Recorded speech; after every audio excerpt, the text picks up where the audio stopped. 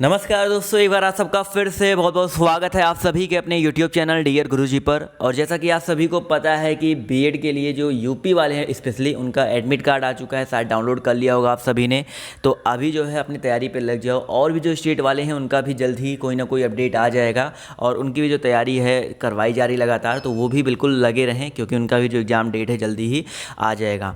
तो चलिए दोस्तों, आज के इस क्लास को स्टार्ट करते हैं। आज हम लोग यहाँ पर हिंदी के मोस्ट इंपॉर्टेंट 30 क्वेश्चन लेकर आए हुए हैं और भी क्लासेस आपके यहाँ पर लाइव मिलती रहती हैं। तो चैनल पर नए हो तो चैनल को सब्सक्राइब कर लीजिएगा। इसके अलावा दोस्तों, अगर आप यूपी के किसी भी एग्जाम की तैयारी कर रहे हो, देखो आपको पता है कि अभी यूपीएसआई की वैकेंसी फिक्स है, आ जाएगी नवंबर तक उसका एग्जाम होगा। तो उसके जो कोर्सेज हैं अभी से स्टार्ट हो गए हैं, चलना शुरू हो गया है। तो आप लोग अनअकैडमी पर जुड़ सकते हैं, जहाँ पर यूपीएसआई के अलावा यूपी ट्रिपल एससी की जो चकबंदी लेखपाल हो गया, यूपी पीसीएस हो गया, इनकी जो तैयारी है करवाई जा रही है। इंडिया के टॉप एजुकेटर्स द्वारा यहाँ पर जो है सारे के सारे जो लेसन्स हैं, जितने भी आप, चाहे आपका हिंदी हो गया, चाहे आपका ज्योग्राफी हो गया, कोई भी सब्जेक्ट हो गया, हर चीज़ आपको पढ़ाया जा रहा है। अलग अलग एजुकेटर के द्वारा वीकली क्विज मिलेगा देखने को, जहाँ पर आपके डाउट क्लियरिंग सेशन देखने को मिलेंगे और साथ ही साथ सारी क्लासेज जो होंगी आपकी लाइव होंगी। इसके अलावा दोस्तों, यहाँ पर मैं भी पढ़ाता हूँ। मेरा नाम जो है मृत्युंजय जायसवाल है। इस नाम से आप लोग मुझे सर्च कर सकते हो वहाँ पर जा कर के, जहाँ पर मैंने भी बहुत सारी चीज़ें आपको पढ़ा कर दे रखी हैं। तो आप लोग वहाँ पर जाकर मेरे पुराने वीडियोज़ देख सकते हैं और जो आने वाले लाइव सेशन हैं उनको भी देख सकते हैं। और ये मेरा रेफरल कोड है MJ लाइव। तो अगर आप लोग प्लस में कोई भी कोर्स परचेज करते हैं तो आप लोग को 10% का डिस्काउंट मिल जाता है। चाहे आप 1 महीने का लो, चाहे 3 महीने का लो, चाहे आप लोग 1 साल का लो। तो एक ट्रायल लेकर के आप लोग दे सकते हैं। अगर आप लोग को अच्छे से तैयारी करनी है तो 10% डिस्काउंट मिल जाएगा MJ लाइव इस कोड पर। तो चलिए दोस्तों, काफ़ी लोग यहाँ पर जुड़ गए हैं। कमेंट करके बता दो भैया, आवाज़ आप सभी को क्लियर आ रही है कि नहीं आ रही है। आवाज़ क्लियर आ रही है तो आप लोग कमेंट करके बताइए, उसके बाद हम लोग क्लास को करेंगे स्टार्ट। चलिए ठीक है, बहुत सारे लोग यहाँ पर जुड़ गए हैं, आवाज़ जो है सभी को आ रही है। तो पहला क्वेश्चन देखिए क्या कह रहा है कि परा उपसर्ग का प्रयोग किस शब्द में नहीं किया गया है। फटाफट जवाब देते हुए चलेंगे। जो परा उपसर्ग है उसका प्रयोग किस शब्द में नहीं किया गया है। तो याद रखिए दोस्तों, परिधि। यहाँ पर जितने भी साथी परिधि जवाब दे रहे हैं वो लोग यहाँ पर बिल्कुल करेक्ट हो जाएंगे। इसमें जो है दोस्तों परि उपसर्ग का यूज किया गया है, ना कि परा। अगला क्वेश्चन देखिए क्या कह रहा है, मिठास शब्द में किस प्रत्यय का प्रयोग किया गया। अब देखिए, मिठास की अगर हम बात करते हैं तो मिठास भाववाचक संज्ञा है। वैसे देखा जाए तो मिठास में अगर देखा जाए तो किस प्रत्यय का प्रयोग हुआ है। बिल्कुल सही जवाब आ रहा है आस। जितने भी लोग यहाँ पर आस जवाब दे रहे हैं वो लोग यहाँ पर बिल्कुल करेक्ट हो जाएंगे। ये भाववाचक तद्धित प्रत्यय के अंतर्गत आता है। जो ये आस है ये आपका एक भाववाचक तद्धित प्रत्यय है। अगला क्वेश्चन देखिए क्या कह रहा है, दरबार किस भाषा का शब्द है। चलिए फटाफट जवाब देते हुए चलेंगे। दरबार किस भाषा का शब्द है। इसके जस्ट बाद आपको एक ज्योग्राफी स्पेशल टेस्ट देखने को मिलेगा, नीचे उसका भी लिंक दिया गया है।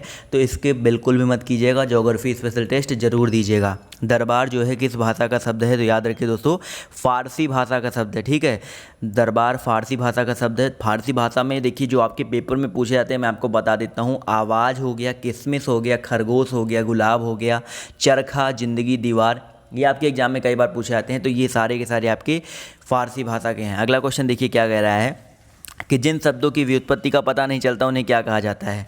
जिन शब्दों की व्युत्पत्ति का पता नहीं चलता है उन्हें क्या कहा जाता है। तो भैया जिन शब्दों की व्युत्पत्ति का पता नहीं चलता है उन्हें देशज शब्द कहा जाता है। तो यहाँ पर जितने भी लोग ऑप्शन नंबर C जवाब दे रहे हैं वो लोग यहाँ पर बिल्कुल करेक्ट हो जाएंगे। 35 नंबर क्वेश्चन इसी तरह कह रहा है कि निम्नलिखित में से कौन सा विशेषण शब्द है।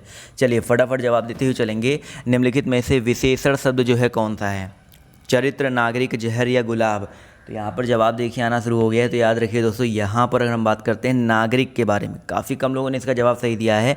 नागरिक आपका एक विशेषण शब्द है। तो ऑप्शन नंबर जो इसका C है वो यहाँ पर बिल्कुल करेक्ट हो जाएगा। ठीक है, अगला क्वेश्चन देखिए क्या कह रहा है कि लंबोदर में कौन सा समास है। लंबा है उदर जिसका, लंबोदर में कौन समास है। जब कोई भी पद प्रधान नहीं होता, दोनों पद मिलकर किसी तीसरे की ओर संकेत करते हैं। यानी लंबा है उदर जिसका गणेश जी की ओर संकेत किया जा रहा है। तो तीसरा पद जब प्रधान होता है तो वहाँ पर बहुव्रीहि समास होता है। कौन सा है दोस्तों आपका, बहुव्रीहि समास होता है। तो ऑप्शन नंबर जो इसका A है वो यहाँ पर बिल्कुल करेक्ट हो जाएगा। आते हैं क्वेश्चन नंबर 37 पर। तो कह रहा है निम्नलिखित में से कौन सा संज्ञा पदबंध नहीं है।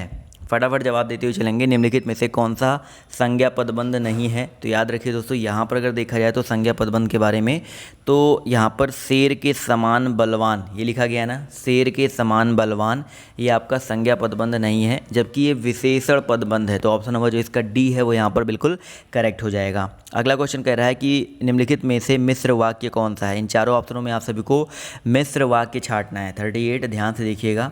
तो यहाँ पर अगर देखा जाए तो ऑप्शन नंबर जो इसका डी है, ज्यों ही वह घर से निकला वर्षा होने लगी। एक वाक्य दूसरे वाक्य पर जब डिपेंड होता है तो वहाँ पर मिश्र वाक्य होता है। तो ऑप्शन नंबर जो इसका डी है वो यहाँ पर बिल्कुल करेक्ट हो जाएगा।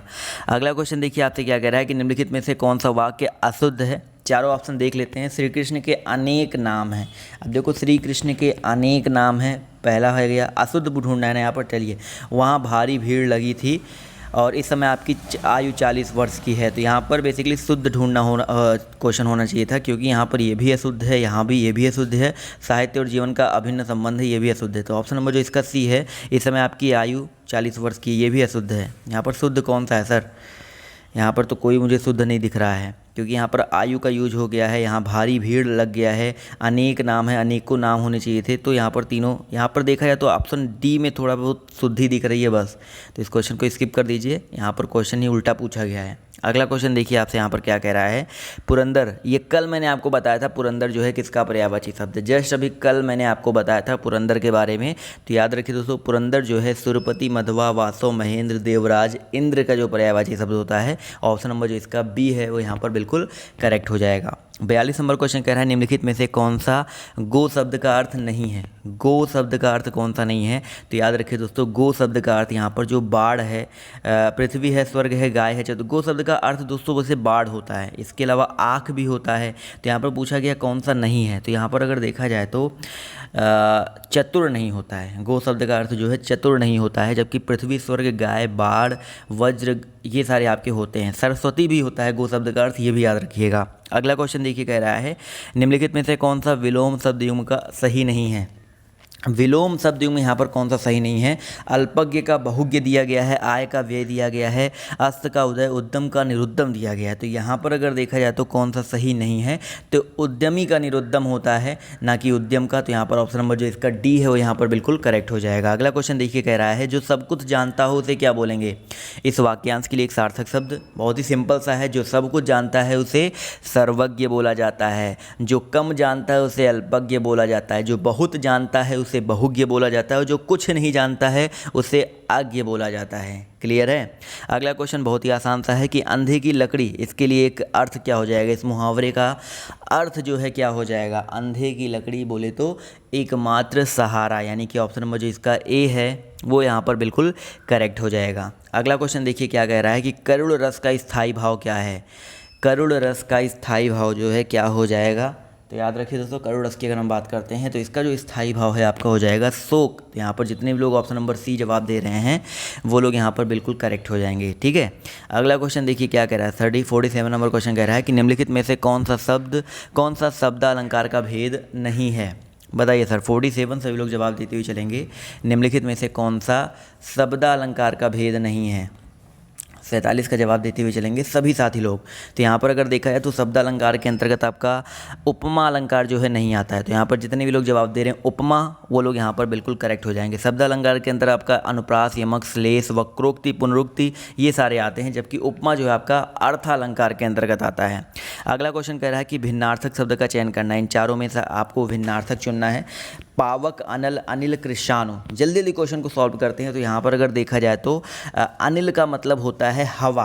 ठीक है, तो यहाँ पर ये जो आपका अलग हो जाएगा, जो कि पावक, अनल, कृषाणु इनका मतलब आग ही होता है। तो ऑप्शन नंबर जो इसका बी है वो करेक्ट हो जाएगा। अगला क्वेश्चन देखिए कह रहा है कि खड़ी बोली का प्रथम महाकाव्य कौन सा है? खड़ी बोली का प्रथम महाकाव्य जो है कौन सा है? तो याद रखिए दोस्तों, खड़ी बोली का जो प्रथम महाकाव्य है वो आपका प्रिय प्रवास है। किसने लिखा है ये भी कई बार पूछा जाता है। तो ये अयोध्या सिंह उपाध्याय हरिओ जी के द्वारा रचित है और ये खड़ी बोली का प्रथम महाकाव्य माना जाता है। अगला क्वेश्चन देखिए कह रहा है कि ध्वनि की हिंदी में किन ध्वनियों को अयोगवाह कहते हैं? तो याद रखिए दोस्तों, यहाँ पर अयोगवाह की बात की जा रही है। तो दो आपके होते हैं, एक आपका ये होता है अनुस्वार, एक आपका विसर्ग होता है। तो अनुस्वार और विसर्ग ये ना तो स्वर होते हैं ना ही व्यंजन होते हैं, ये स्वरों के सहारे चलते हैं और इनका उपयोग स्वर व व्यंजन दोनों में होता है। तो यहाँ पर याद रखिएगा इनको ही अयोगवाह बोला जाता है। तो जितने भी साथी ऑप्शन नंबर सी जवाब दे रहे हैं वो लोग यहाँ पर बिल्कुल करेक्ट हो जाएंगे। 51 नंबर क्वेश्चन कह रहा है कि निम्नलिखित में से किस शब्द में अव्ययी भाव समास नहीं है।